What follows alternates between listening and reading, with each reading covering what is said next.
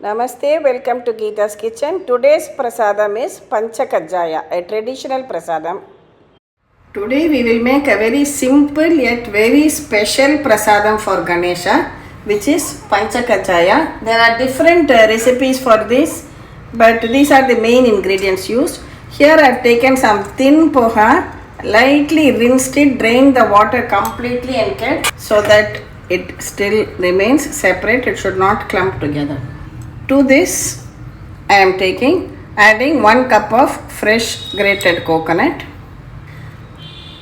half a cup of Jaggery powder. These are some roasted white sesame seeds or til seeds.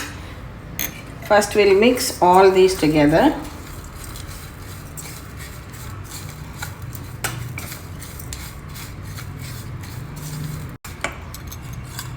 We'll also add a teaspoon of ghee to this.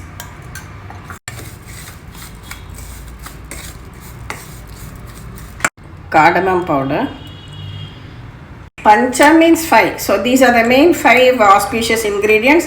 There can be slight variations. Some people like to add this paddy, which is known as keel in Hindi, or aralu or nel puri, different names.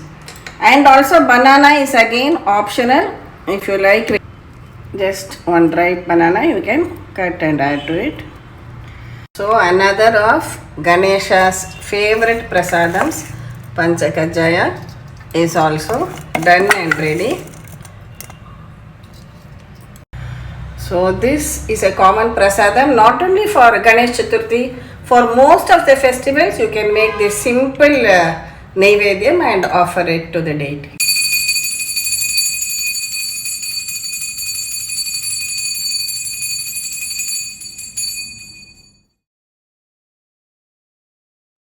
Namaste, welcome to Gita's Kitchen. Shuklambaradharam Vishnum Shashivarnam Chaturbhujam Prasanavadhanam Dhyayet Sarva Vignopashantayet. The next name is Heramba Ganapati. So Heramba is represented as having 5 elephant faces. Now Lord Shiva is also represented in some murtis as having 5 faces. That's why he is also called as Panchasya. And there is another meaning for the word Panchasya, which means lion. So it is said that an elephant dreads the lion. Even in his sleep, an elephant is very afraid of the lion. That is why we have the expression Simha Swapna. Either in Hindi, Tamil also Simha Swapna. That is, when you think of something which is a very frightening thing to do, we say Simha Swapna. That is, it is very frightening. Even in a dream, if you see a lion, you get afraid.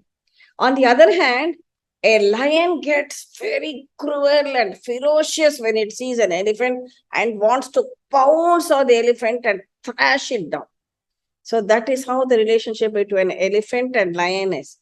But in this Panchasya Heramba Ganapati, what do we see? That this lion worships an elephant. How is that possible? See, there is a very famous sloka known as the Subramanya Bhujanga Stotram. And at the beginning of this, there is a small stuti to Ganapati where it goes like this. Sada Bala Rupi Vignadri Hantri Mahadanti Vakrapi Panchasya Manya.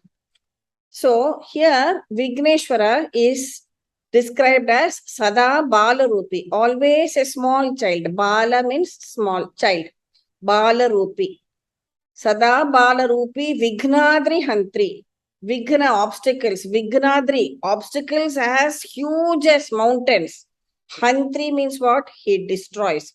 So the small child Ganesha has the ability to destroy obstacles as huge as mountains. The next line, Mahadanti. Danti refers to elephant. And Vakrapi Panchasya Manya. So, Panchasya Manya, even though he has the face of a large elephant, Vakrapi, even though, Api means even though, or but, even though he has the face of a large elephant, Panchasya Manya, he is worshipped by a lion. Isn't it almost an impossible task? First of all, a small child, and he playfully destroys mountain-like obstacles. So even during, I had told you earlier, during the Tripura Samharam episode also, when Shiva went out to wage the battle, the pin from the hub of his chariot wheel fell, and then he had to stop the chariot and pray to Ganesha. This is because he had proceeded without praying to Ganesha. Shiva is also described as Panchakajjaya. Here, our Heramba Ganapati is also a Panchakajjaya. The Heramba Ganapati Murti is a 5 elephant heads with 10 hands, and what is more important, his Vahana here, his vehicle which he rides on, is a Simha, that is a lion. So not only is this elephant not afraid of the lion, he has tamed it and is depicted as riding on it.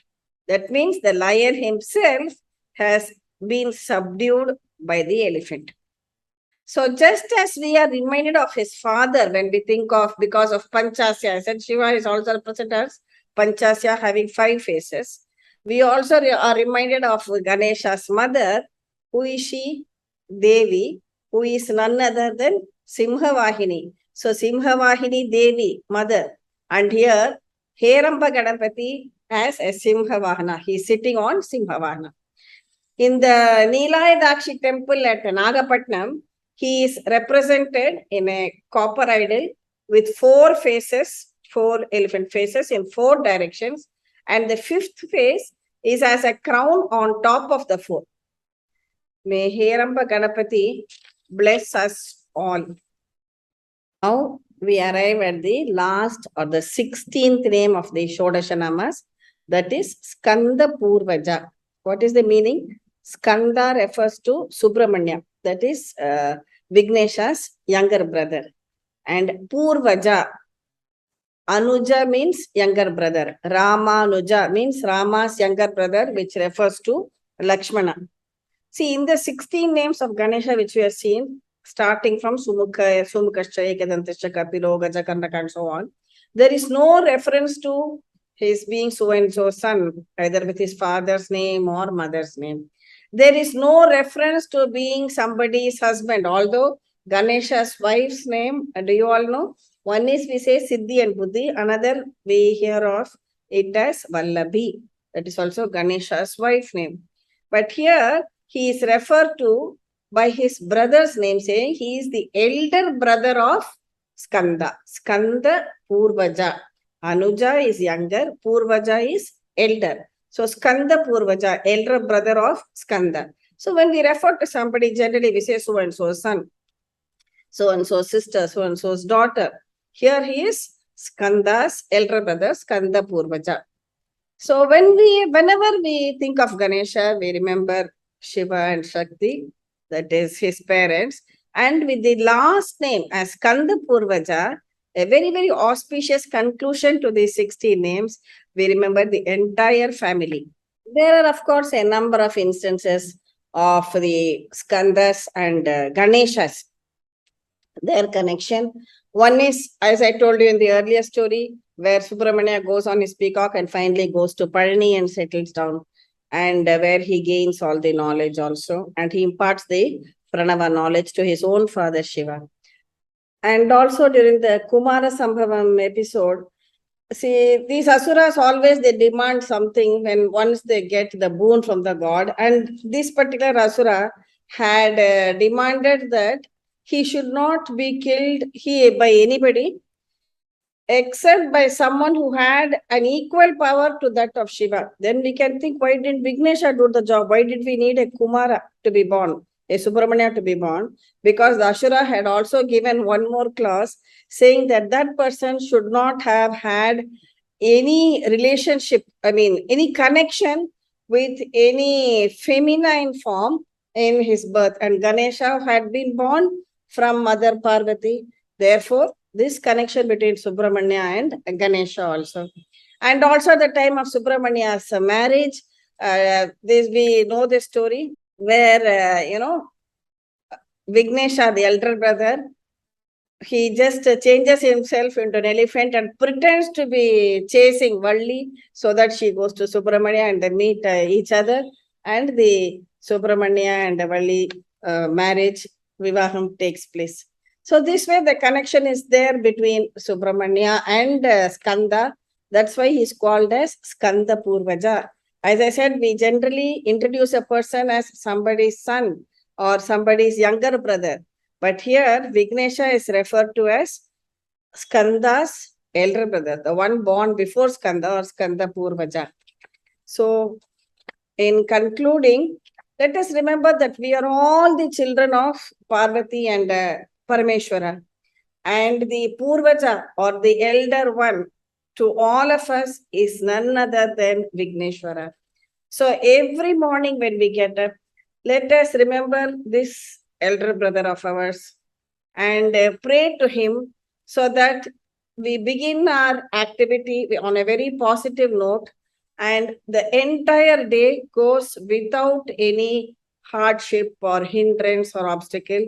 Sarvakaryeshu vignastasya na jayate. That is, every activity of ours should go without any hindrance and we are successful. No hurdles at all. So let us just repeat the namas once again. Sumukascha ekadantascha kapilo gachakarnaka lambodarascha vikato vignarajo vinayaka dhoomaketu ganadhyaksha palachandro gajanana vakratunda surpakarno herambo skandapurvaja. Shodashaitani namani yapatet shruniyatapi vidyarambe vivahe cha praveshe nirgame tata sankrame sarvakaryeshu vignastasya na jayate. May everyone be blessed with all peace, good health and prosperity. Jai Jai Shankara, Hara Hara Shankara, Periva Sharanam. I bow down in gratitude to Mahaganapathi for helping me undertake this small mission of sharing the very little bit I know about the 16 namas with everyone on our channel. And my prostrations at the feet of my Guru Mahaswami Paramacharya, who has been the inspiration and guiding me every day. And thank you all for being with us on this journey and making it a huge success. We pray that everyone is blessed with Ayur, Arogyam and Aishwarya. Thank you. Please subscribe to Gita's Kitchen and we'll meet again with another interesting episode from Gita's Kitchen. Thank you.